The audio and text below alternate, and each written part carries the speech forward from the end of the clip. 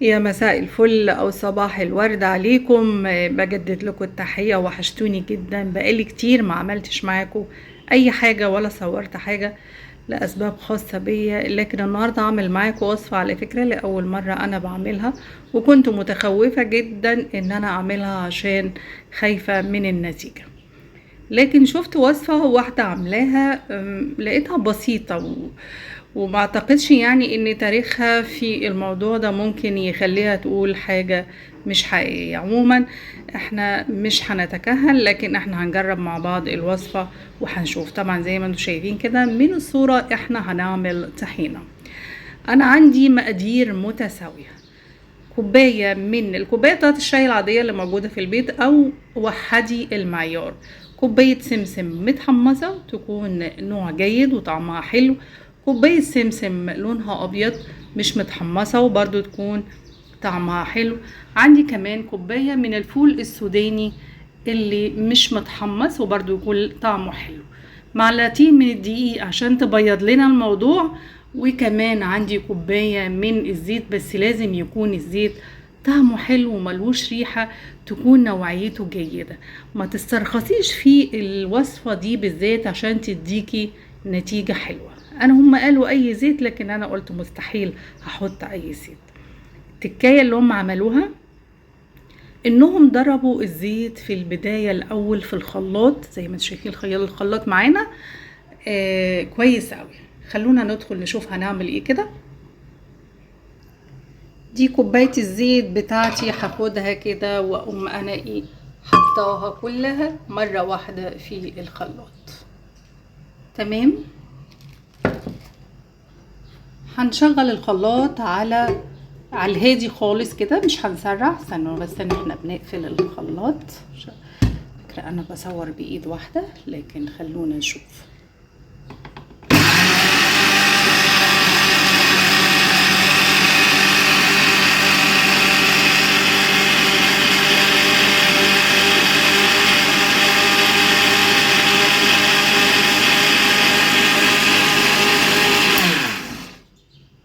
تمام، دي خطوة أولى كما كان. يعني هنسيبها كده شوية وهرجع أشغلها تاني لما أبتدي أشتغل في دول. أنا كده هروح على البوتاجاز عشان هنشوف هنعمل إيه في المكونات دي، لأنها لازم تكون سخنة. مبدئيا أنا شغلت البوتاجاز وههديه خالص كده، يبقى مش هادي قوي، يعني نص كده. وأحط طاسة. أنا هحط طاسة ألمونيوم عشان الحاجات تبقى واضحة قدامي واللون أشوفه كويس. شوفوني انا بصور اول حاجه هنحطها الفول السوداني. تمام، لان هو اللي بياخد وقت. ده فول مش متحمص، هو لونه كده لكن هو ابيض.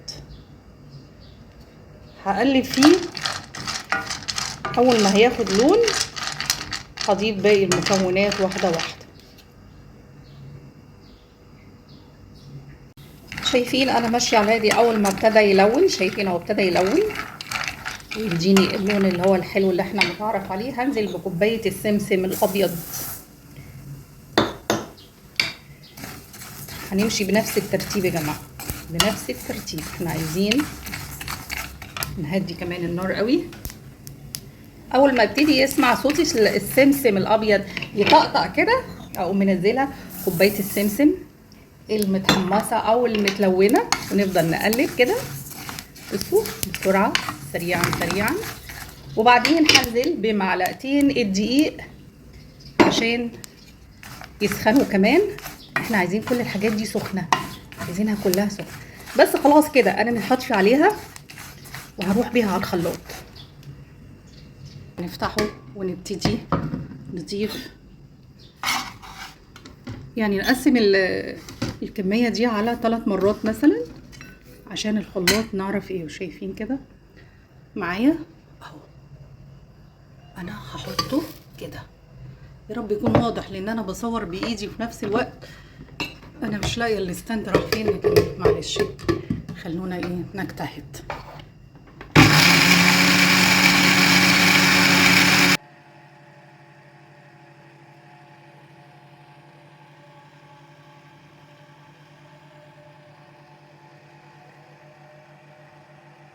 اخر كمية انا حطيتها. تلفي بالراحة واحدة واحدة، وطبعا لازم يكون الخلاط بتاعك يعني من النوع اللي بيستحمل.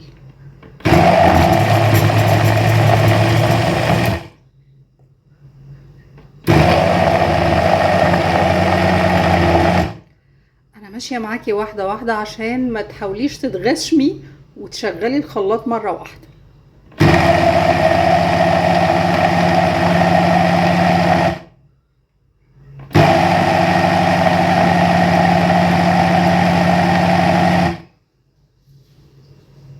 معلش انا شغلت المروحة لان الجو حر قوي. طبعا كل شوية تشوفي تبصي كده تشوفي الحبيبات كلها، يعني ما هياش خرشة، يعني مش لازم تكون ناعمة قوي، تفضلي تضربي لما تبقى ناعمة قوي. هتاخد منك شوية وقت شوية، بس مجملا كده من قبل ما اخلص يعني النتيجة حلوة جدا يعني. مبدئيا احنا خلصنا، احنا عندنا برطمان انا جايباه كده طبعا متعقم وناشف، وهنجيب الطحينة بتاعتنا نشوف قدنا كمية قد ايه. طبعا هي لسه سخنة، فاحنا ايه هنحطها في التلاجة نشوف هتبقى عاملة ازاي. يعني كده تقريبا كيلو الا ربع، مش كده ولا ايه؟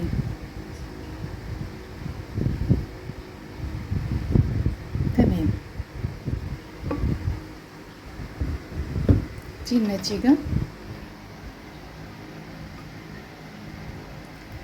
طبعا انا هحطها في التلاجة عشان تبرد في نفس الوقت كمان.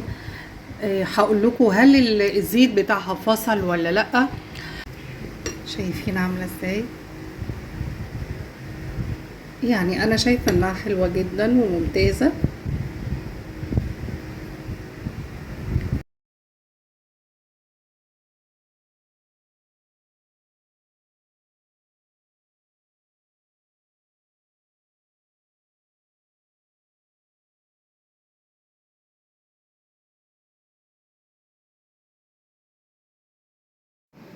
الوصفة لذيذة جدا على فكرة وموفرة، ولو حسبتوها هتلاقوها وفرت لنا يعني كتير عن اللي احنا بنشتريه من بره. يعني دخلت في حوالي 125 او 150 جنيه. كيلو الا ربع مش قليل. الكواليتي معقول جدا وبيأدي الغرض. يعني انا شايفة انها وصفة الى حد كبير ناجحة.